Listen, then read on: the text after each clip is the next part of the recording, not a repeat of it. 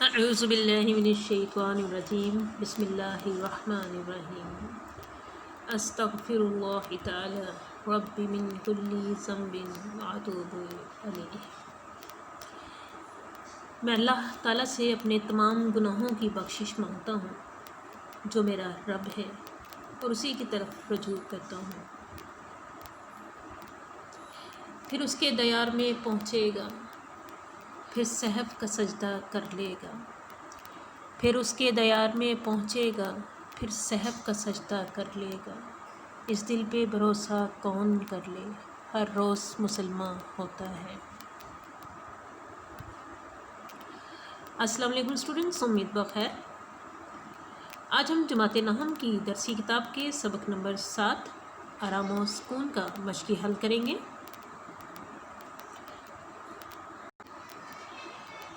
Students, مشق کا پہلا سوال دیکھیے۔ پہلا سوال ہے مختصر جواب دیں۔ الف جزو ہے، روزانہ آرام و سکون نہ کیا جائے تو اس کا کیا نتیجہ نکلتا ہے؟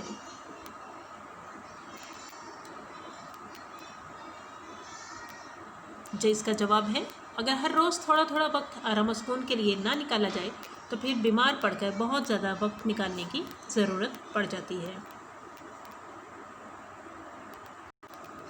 بے جزو ہے، بیماری کے باوجود میاں دفتر جانے کے لیے کیوں تیار ہو جاتا ہے؟ جواب، گھر میں بیوی کی نادانی کی وجہ سے اس قدر شور غل ہوتا ہے کہ میاں تنگ آ کر گھر سے دفتر جانے کے لیے تیار ہو جاتا ہے، شاید اسے وہاں آرام میسر آ سکے۔ جیم جزو ہے، اس ڈرامے سے ہمیں کیا سبق ملتا ہے؟ جواب دیکھیے، اس ڈرامے سے ہمیں یہ اخلاقی سبق ملتا ہے کہ ہمیں گھر میں اور اپنے پڑوس میں بیمار آدمی کے آرام و سکون کا خیال رکھنا چاہیے۔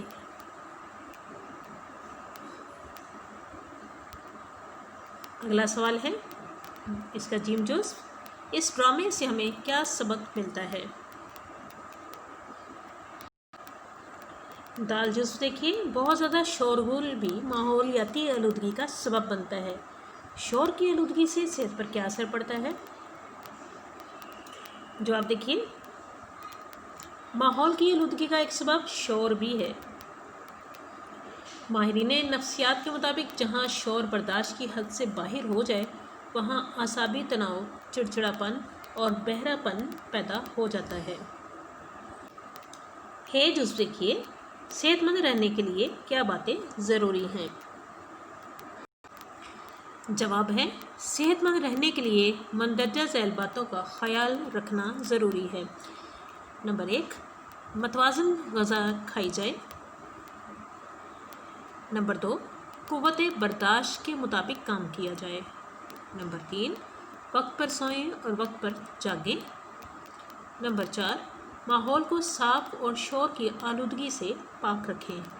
نمبر 5، خاموشی اعصاب کو طاقت دیتی ہے۔ اسٹوڈنٹس، سوال نمبر 1 کا آخری جزو ہے واو، ہمسائے کی کون سی حرکت سے میاں کے آرام میں خلل پڑ رہا تھا؟ جواب ہے، ہمسائے کے گھر سے ہارمونیم پر بے سرے گانے بجانے کی آوازیں آ رہی تھیں جس سے میاں اشفاق کے آرام میں خلل پڑ رہا تھا۔ یہ سوال ہمارے سوال نمبر 1 کا آخری جزو تھا۔ اگلے سوال کی طرف بڑھتے ہیں، سوال نمبر 2۔ سوال نمبر 2 ہے، واحد کی جمع اور جمع کے واحد لکھیں۔ وقت واحد ہے، اس کی جمع ہے اوقات۔ ضرورت واحد ہے، اس کی جمع ہے ضروریات۔ ہدایت واحد ہے، اس کی جمع ہے ہدایات۔ غذا واحد ہے، اس کی جمع ہے اغذیہ۔ طبیعت واحد ہے، اس کی جمع ہے طبائع۔ ہمسائے جمع ہے، اس کی واحد ہے ہمسایہ۔ اسٹوڈنٹس، سوال نمبر 3 کی طرف بڑھتے ہیں۔ سوال نمبر 3 ہے، مندرجہ ذیل کے مذکر اور مؤنث لکھیں۔ مذکر بیگم، اس کی مؤنث ہے میاں مذکر، اس کی مؤنث ہے بیگم۔ خاوند مذکر ہے، اس کی مؤنث ہے بیوی۔ فقیر مذکر ہے، اس کی مؤنث ہے فقیرنی۔ ملازمہ مؤنث ہے، اس کے مذکر ہے ملازم۔ بچہ مذکر ہے، اس کی مؤنث ہے بچی۔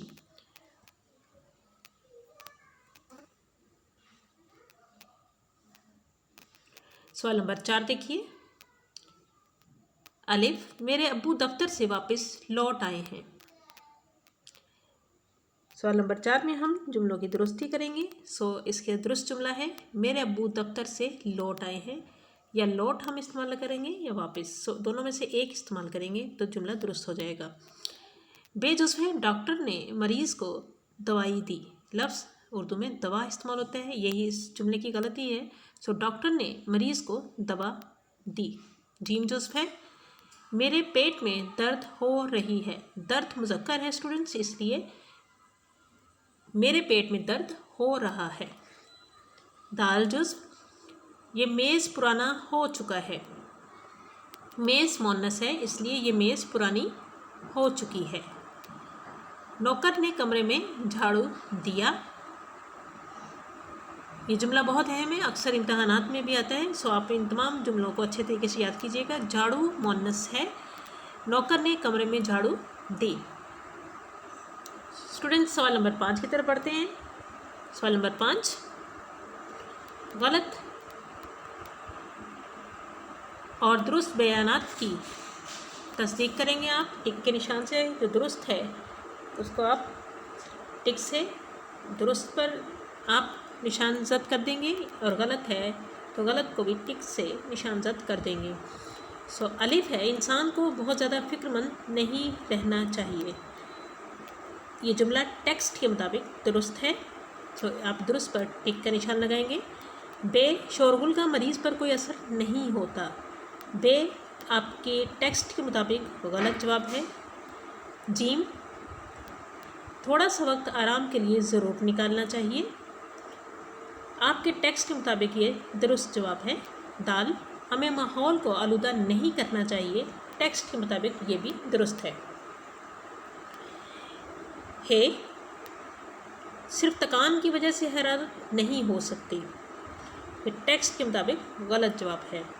واؤ، دوا سے زیادہ آرام و سکون کی ضروری ہے۔ یہ ٹیکسٹ کے مطابق درست جواب ہے۔ زے، بغیر آرام کیے محنت کرتے چلے جانے سے صحت خراب ہو جاتی ہے۔ یہ ٹیکسٹ کے مطابق درست جواب ہے۔ ہے، غذا کے معاملے میں کسی احتیاط کی ضرورت نہیں۔ ٹیکسٹ کے مطابق یہ غلط جواب ہے۔ تو یہ دیکھیے، گرد و غبار سے صحت پر برا اثر پڑتا ہے۔ ٹیکسٹ کے مطابق یہ درست جواب ہے۔ یہ، انسان کے لیے آرام و سکون بھی اتنا ہی ضروری ہے جتنا کام۔ ٹیکسٹ کے مطابق یہ درست جواب ہے۔ اسٹوڈنٹس اگلے سوال کی طرف بڑھتے ہیں۔ سوال نمبر 6، اعراب کی مدد سے تلفظ واضح کریں۔ آپ احتیاط سے کریں گے، پینسل اپنے ہاتھ میں رکھیے، جیسے بولے جا رہے ہیں ویسے ہی آپ لکھتے چلے جائیے۔ تردد، تے کے اوپر زبر، رے کے اوپر زبر، دال کے اوپر تشدید اور پیش، اور آخری دال کے اوپر جزم۔ تردد، تردد تلفظ ہے۔ معینہ، میم کے اوپر پیش، عین کے اوپر زبر، حمزہ کے نیچے زیر، نون کے اوپر زبر، اور ہے کے اوپر کچھ علامت لگانا ضروری نہیں ہے، اگر لگائی جائے تو جزم ہی ہوگی۔ اگلا لفظ ہے مطلق، میم کے اوپر پیش، توئیں کے اوپر جزم، لام کے نیچے زیر، قوف کے اوپر جزم۔ مطلق، شور غل، شین کے اوپر پیش، واو کے اوپر جزم، رے کے اوپر جزم، غین کے اوپر پیش، لام کے اوپر جزم۔ آگے دیکھیے تقویت، تے کے اوپر زبر، قوف کے اوپر جزم، واو کے نیچے زیر، یہ کے اوپر زبر، تے کے اوپر جزم۔ آخری ہے مقوی، مقوی، میم کے اوپر پیش، قوف کے اوپر تشدید اور زبر، واو کے نیچے زیر، اور آخری حرف کے اوپر اعراب لگانا ضروری نہیں ہے، اگر لگاتے ہیں آپ تو جزم ہی لگے گی۔ اگلا سوال لکھیے اسٹوڈنٹس،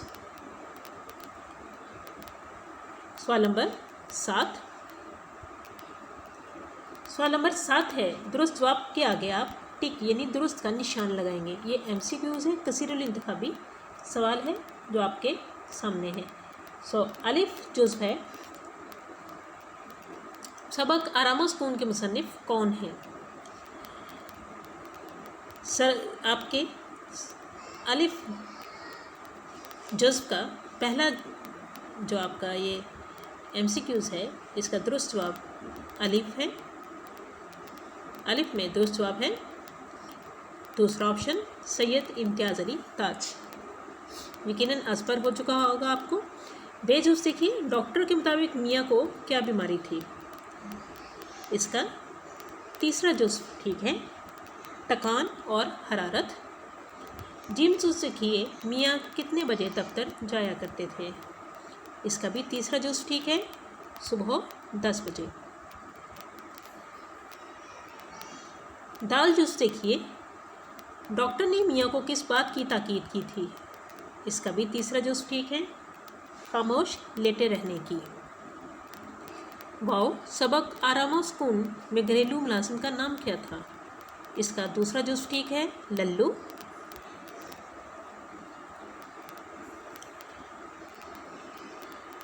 اگلا دیکھیے، واو، گھنٹی کس نے میز سے اٹھا کر انگیٹھی پر رکھی تھی؟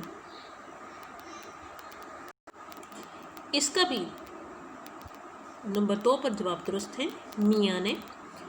زے دیکھیے، میاں صاحب کا نام کیا تھا؟ جی، اس کا بھی آپشن نمبر 2 درست ہے۔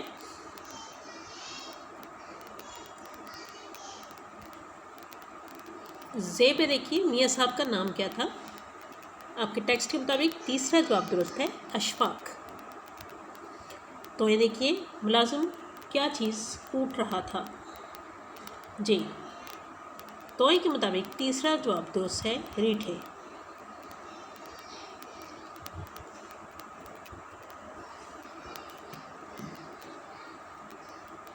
سوال نمبر 8 دیکھیے، خالی جگہ پر کریں گے آپ۔ تردد کی کوئی بات نہیں، میں نے بہت اچھی طرح ڈیش کر لیا ہے۔ جی، کیا جواب آئے گا؟ معائنہ۔ میرے خیال میں انہیں ڈیش سے زیادہ ڈیش کی ضرورت ہے، ڈیش آرام۔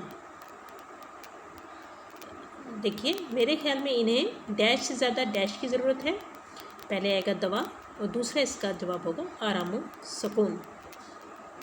جیم جوز دیکھیے، اتنا کام نہ کیا کرو، ڈیش صحت سے ہاتھ دھو بیٹھو گے، نصیب دشمنا۔ دال جوز دیکھیے، جی نہیں، دوا کی ڈیش ضرورت نہیں، مطلق۔ مریض کے کمرے میں ڈیش نہیں ہونا چاہیے، شور غل۔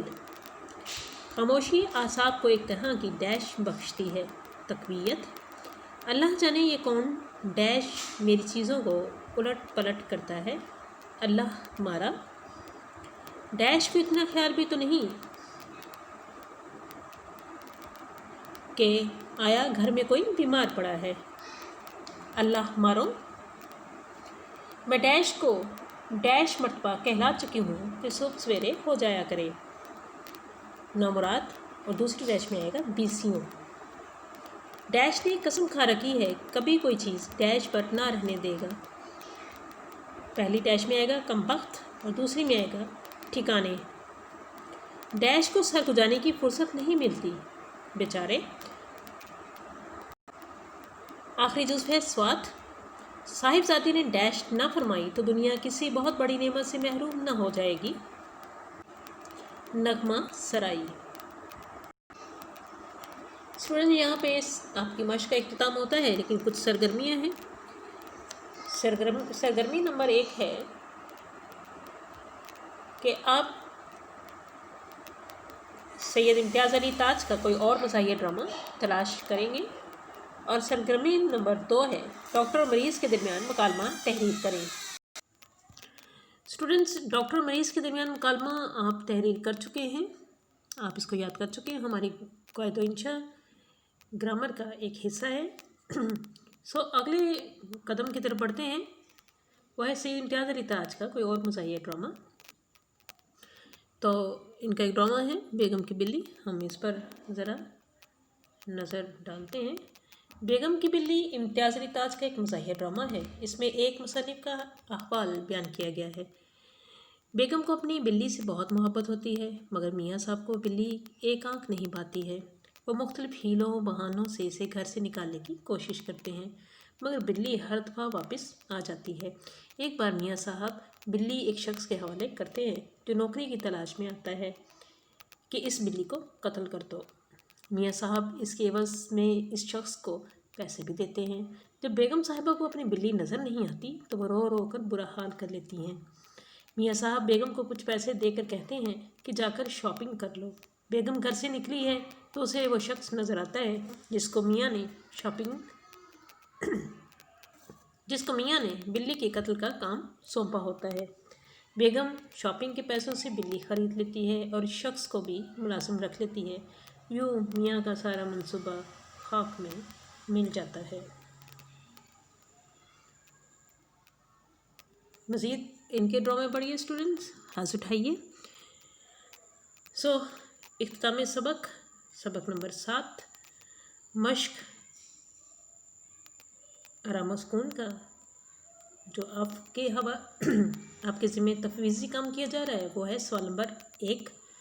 آپ کاپی پر خوش خط تحریر کریں گے اسٹوڈنٹس، انڈیکس کو ساتھ ساتھ بناتے جائیے اور خوش خطی سے اپنا کام مکمل کرتے چلے جائیے۔ امید واثق ہے آپ اپنا کام خوش دلی سے کر رہے ہوں گے۔ والسلام، مس سدرا ثنا۔